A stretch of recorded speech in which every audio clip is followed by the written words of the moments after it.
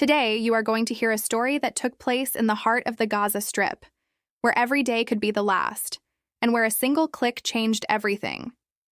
Yusuf was a Muslim, raised under the rule of Hamas, until one night, hidden in a basement, he found a video of Charlie Kirk on the internet. Those words about freedom, truth, and faith awakened something inside him that no one could silence again. But the price for hearing that message was unimaginable. 30 days without food, total isolation, and a supernatural encounter that turned darkness into light.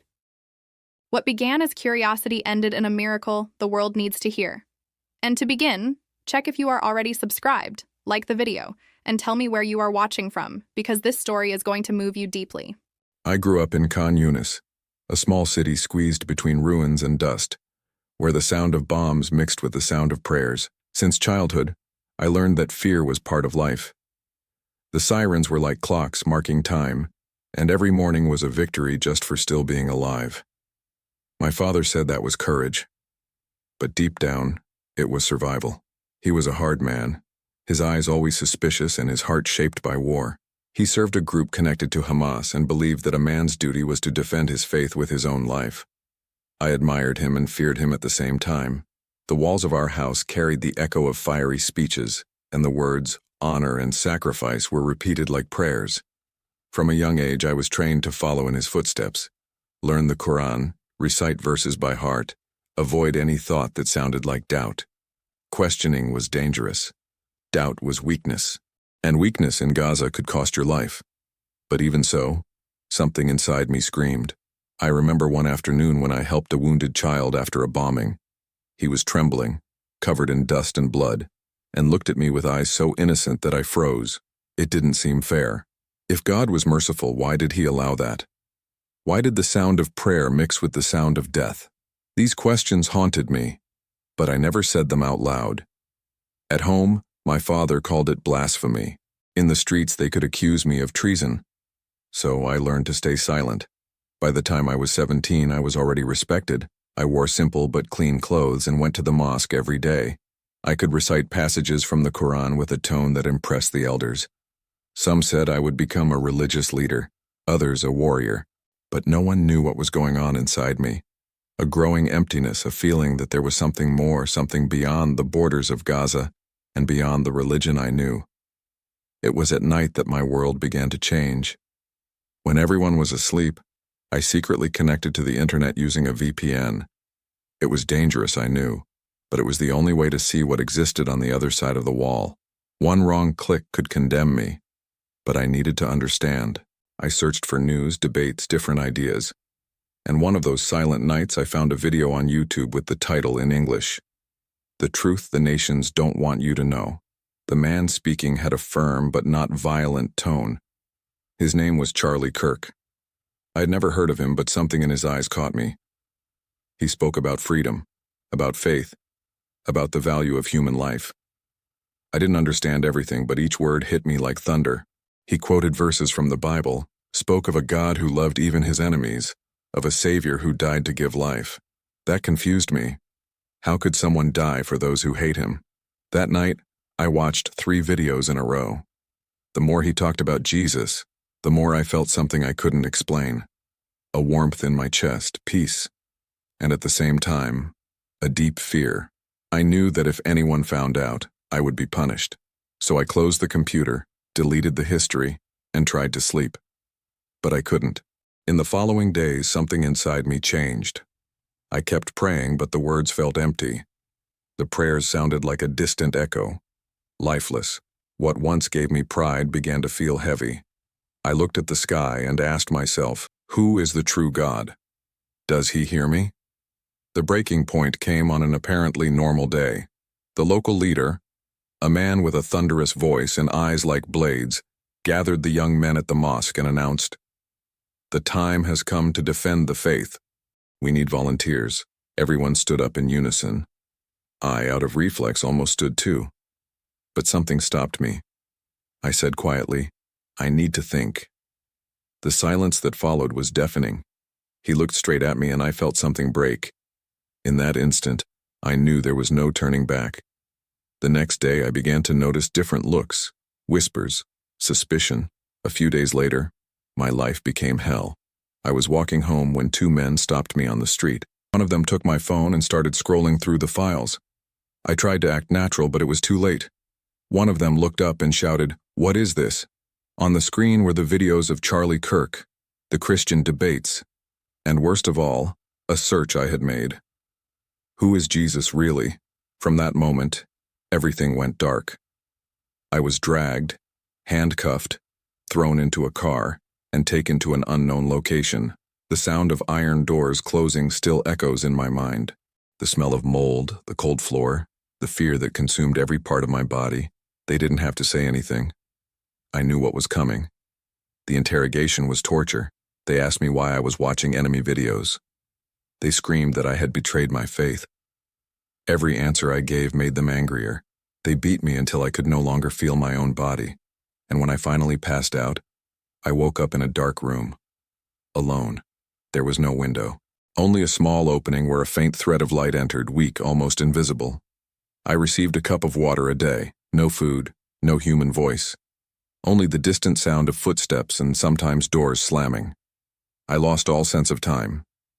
Every minute felt like eternity. For the first few days, I tried to pray the way I'd been taught.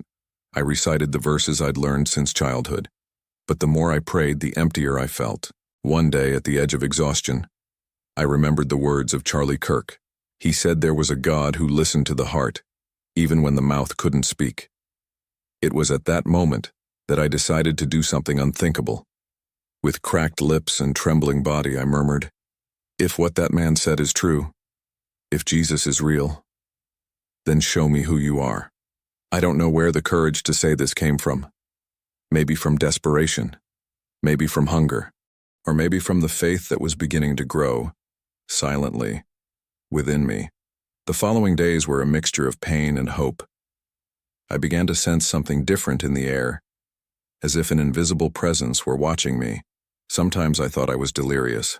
Other times I felt a strange peace, as if someone were there with me, even in that absolute darkness. So, in the 19th night, it happened. I was lying there, too weak to move, when the room filled with a soft light.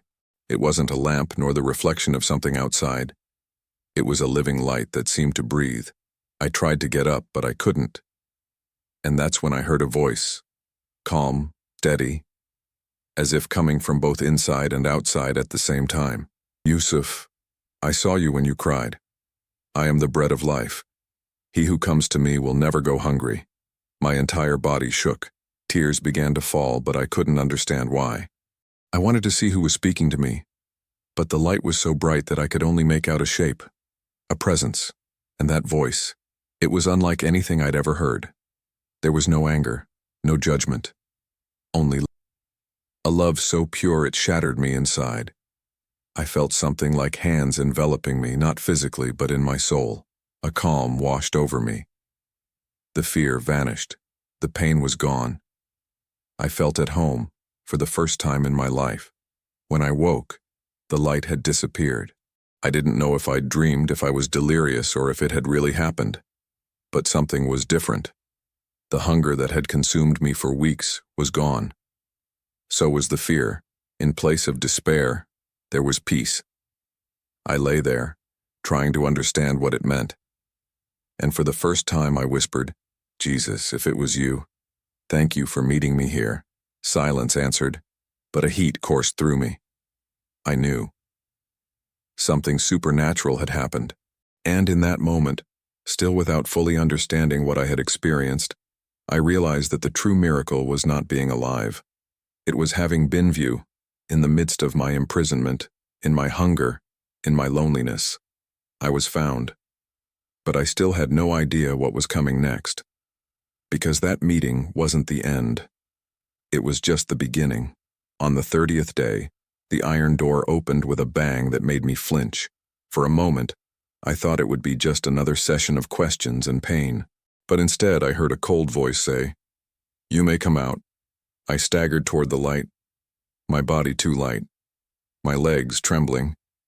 The sun blinded me. After 30 days without seeing it, that light felt like heaven itself tearing through hell. One of the men pushed me away and muttered contemptuously, "Your God kept you alive. so may he sustain you. They expected to find a broken body, a broken man, a disfigured prisoner. But to everyone's astonishment, I wasn't like that. Yes, I was thin, but something was different. I walked steadily. My steps, though slow, were steady. And my eyes, oh, my eyes burned with a light none of them could look at for long. As I crossed the field, a nurse watched me silently. She was young, with a tired face covered by a blue scarf. As she approached, I saw the astonishment in her eyes. "Are you alive?" she whispered. I just nodded, not having the strength to speak. "You haven't eaten anything for 30 days, That's not possible," she muttered. That sentence kept hammering in my head. It is not possible, but I knew what it was. It hadn't been human strength. It hadn't been luck. It was something I didn't yet fully understand, but which already dominated my entire being.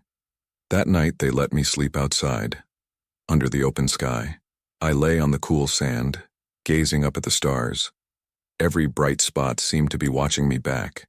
And for the first time, without fear, I said, "You have fed me, Lord, not with bread, but with your presence." The tears flowed silently, but this time they weren't tears of pain. They were tears of gratitude. There, in the middle of nowhere, without a home, without a family, without a country, I realized that I had everything. The next morning, I made a decision that changed the course of my life. I promised I would never deny the name of Jesus, no matter what. That promise was born from the soul. I knew it would cost me dearly, but the freedom I had experienced in that cell was worth any price. When I finally returned home, reality hit me like a new prison. My father looked at me with contempt, and without saying a word, pointed to the door. "You're not my son anymore," he said. There was no argument, no plea, just the sound of the door closing behind me, severing the last tie to that old life. I walked the streets, feeling the eyes on me. Whispers, accusations, traitor, unfaithful, damned. I was no longer welcome anywhere. For weeks I lived in hiding, sleeping in ruins, surviving on what I could. But when hunger began to bite again, something unexpected happened. A man found me in an alley. He was a Palestinian Christian. He looked at me warily and asked, "Are you Yusuf?" My heart froze. "It depends on who asks." He smiled slightly. "The God who freed you asked me to help you." At that moment I realized that God had plans much bigger than my understanding. This man took me to his home, a small apartment tucked away in a peripheral neighborhood. There, for the first time, I saw a Bible in Arabic. When he placed the book in my hands, I felt as if I were holding fire. I trembled. I began reading, and with each page, something inside me changed. The words felt alive, as if they were watching me, as if they knew me. When I reached the Gospel of John, I read, "I am the bread of life. Whoever comes to me will never go hungry." I cried like a child. It was the same verse Jesus had spoken to me inside that cell. The same voice, the same presence. In that moment, all doubts, all wounds, and all whys dissolved. I understood that he had literally sustained me with his presence. I survived because he wanted to keep me alive. But despite this certainty, fear still haunted me. The sound of footsteps on the street made my heart race. I knew that if I were discovered, I would be killed. Every day was a risk. But at the same time, something inside me grew. A new courage, an urgency to speak about what I had experienced. I started writing. Short sentences, simple messages, but filled with truth. Using anonymous profiles, I sent texts to young people in Gaza, sharing short passages from the Bible, verses about love, forgiveness, and light in the midst of darkness. I wrote something like, "There is a God who truly loves you. I have found him. He lives." Every time I hit the send button, my hands shook. But it was as if I could no longer keep quiet. It was impossible. I had known the truth, and the truth had set me free. There were days when I thought about giving up. The weight of loneliness was crushing. Sometimes I wondered if it was really worth continuing. I had lost everything. My family, my name, my home. But when I opened the Bible, the words seemed to answer me. I remember reading, "Fear not, for I have redeemed you. I have called you by name. You are mine." In that moment, I understood. The world might reject me, but I was no longer alone. Weeks passed, and I began to notice something curious, even hidden, even persecuted. I felt freer than ever. The prison that had taken away my food and dignity had given me something no human power could take away: faith. And this faith, no matter how much I tried to explain it, could not be put into words. It was a flame, a living certainty. I began discreetly helping other persecuted Christians. I helped deliver food, hide Bibles, and deliver messages. Every step was risky. Every face I encountered could be an enemy in disguise. But I felt no fear, only a deep sense of mission. At night, I would kneel and pray silently. Sometimes I wouldn't even speak. I would just lie there, eyes closed, feeling that same presence that had visited me in my cell. And somehow, I knew he was there, listening to every thought. The memories of what I experienced during those 30 days never left me. Sometimes I still woke up in a cold sweat, hearing echoes of screams and slamming doors. But in that same instant, I remembered the light, that bright light that filled the room. It was as if God was always reminding me, I'm still here. One night I looked out the window and saw children playing in the street, laughing loudly, running free. My heart sank. I remembered myself, a little boy, looking up at the sky and trying to understand why I was in so much pain. Now I understood. Pain wasn't the end. It was the path to something greater. I closed my eyes and whispered, Lord, if you have let me live, it is because there is still something I need to do. And in that moment, peace came over me. But I knew this peace would be constantly challenged. I was being watched, and each day seemed more dangerous. Still, I couldn't stop. I needed to tell people what I had seen, what I had felt, what I had heard from Jesus' own mouth. Some began responding to my messages, young people who were also living in doubt, suffocated by fear and guilt. They wrote me things like, I feel the same emptiness you described. I want to know this Jesus. Do you think he would forgive me? Each of these responses made me cry. I realized it wasn't just about me. My pain was serving to pave the way for others. One morning, as I watched dozens of messages arrive, I realized something profound. When God decides to transform someone, he doesn't do it just for that person. He does it for everyone who will be reached through that person. And even with fear knocking at the door, even with the threats growing, I continued, because deep down I knew my life now belonged to the one who rescued me. I didn't know what would come next, but one thing was certain. I couldn't go back. And somehow I felt the true test of my faith was yet to come. The months that followed were a veritable battleground between fear and faith. I was no longer the same man who entered that cell. Inside me, something burned. It was as if every cell in my body carried an urgency to speak, to bear witness, to share the truth that had set me free. I remained hidden, using fake names, anonymous accounts, and secure connections. Still, I felt like I was being watched. Every time I turned on my computer, a tension coursed through me. The sound of a simple notification made my heart race. But the call was stronger than the fear. I had to keep going. I began recording short audio messages in Arabic, short messages about faith, hope, and forgiveness. I avoided using religious words that might betray my conversion. Instead, I spoke about love, freedom, and a God who sees the invisible. Little by little, the messages began to spread. I saw anonymous comments from young people saying they felt the same emptiness, the same spiritual hunger that I had felt. And it was on one of those nights that everything changed. I was sitting in front of the screen in a dark and quiet house when I received a private message. The sender was a profile with no photo, just the name Samir. He wrote, I heard your story. I want to know this Jesus too. A lump formed in my throat. My hands were sweating. I knew the risk involved. Traps were common. Many were hunted with the same kind of bait. But there was something different about that text. An urgency, a fragility. I hesitated for hours. I paced the room, praying silently. Finally, I answered, if you really want to know him, start talking to him now. No need for a temple, no ritual. Just say, Jesus, If you are real, talk to me. I sent it and closed the computer, not knowing that that simple gesture would change everything again. 3 days later, I awoke to the crunch of tires on gravel. It was dawn.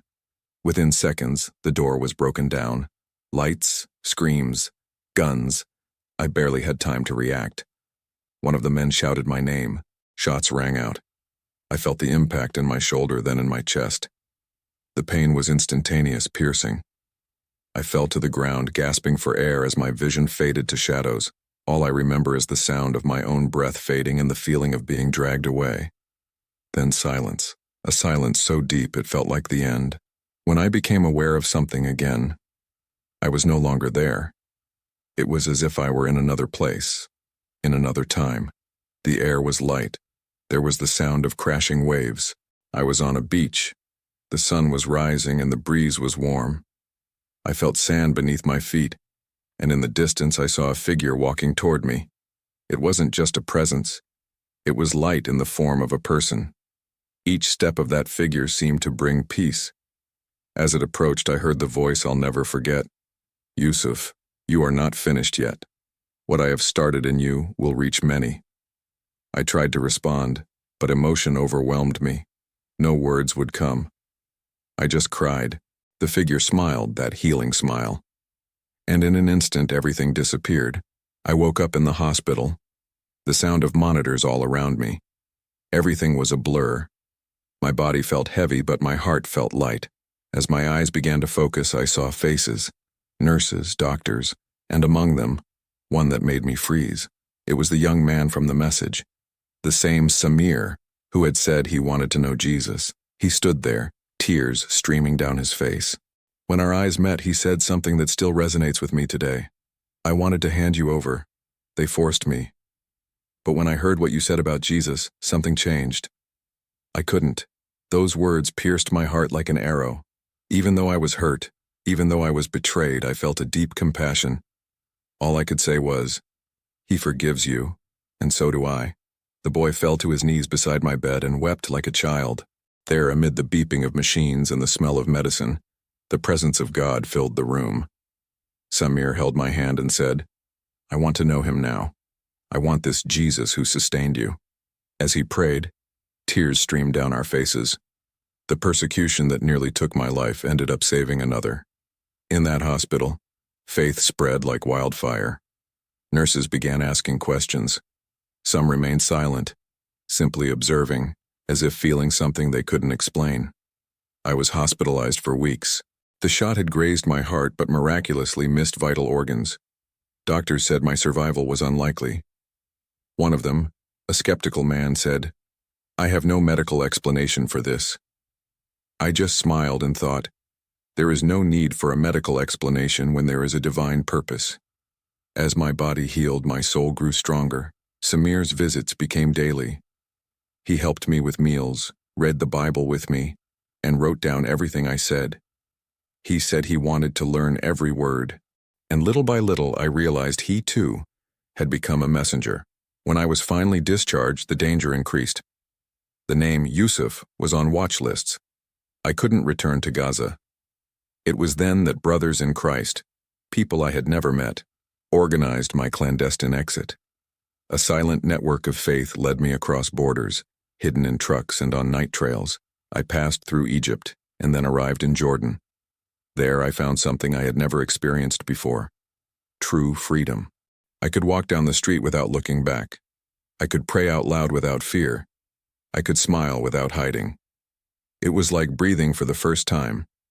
In Amman, I met a small Christian community made up of former refugees, converts from various backgrounds. Some came from Iraq, others from Syria, Lebanon, and even Egypt. Each carried scars, but also stories of miracles. When I told mine, they all cried. A local pastor hugged me and said, "Yusuf Al-Rahman, the name meaning Son of Mercy, now makes sense. You have been chosen to show God's mercy where no one expects to find it." I began to study the Bible intensely. Each verse felt like a new revelation. I wanted to understand the purpose of everything I'd experienced. I began to write down my experiences, my visions, my words, the details of my nights in prison. Everything. I wanted to transform pain into testimony. One day, a young man from the community suggested I record my story on video. So many people need to hear it. You can reach people we would never reach, he said. The idea scared me. The fear of being found was still strong, but something inside me said, the time has come. I recorded the first video in a small room with improvised lighting. I spoke for 20 minutes, my heart pounding with every sentence. I talked about my captivity, about the light that enveloped me, about the words that changed everything. I concluded by saying, I met Jesus online, but he set me free in the midst of darkness. I didn't expect anything. I thought maybe a few dozen people would watch it. But within a few days, the video exploded. Thousands began commenting. I received messages from Syria, Saudi Arabia, Iran, even Europe. People wrote, I want to meet this Jesus. I also saw light. I also felt peace. I cried reading each one because I realized that what Jesus had told me in the vision was real. What I have begun in you will reach many. With each new video, the reach grew. Views turned into testimonies. People told me similar stories. Dreams, healings, supernatural experiences, and I knew it wasn't about me. It was about him. The risks continued. I received threats, reports, attempts to track my location, but I no longer felt fear.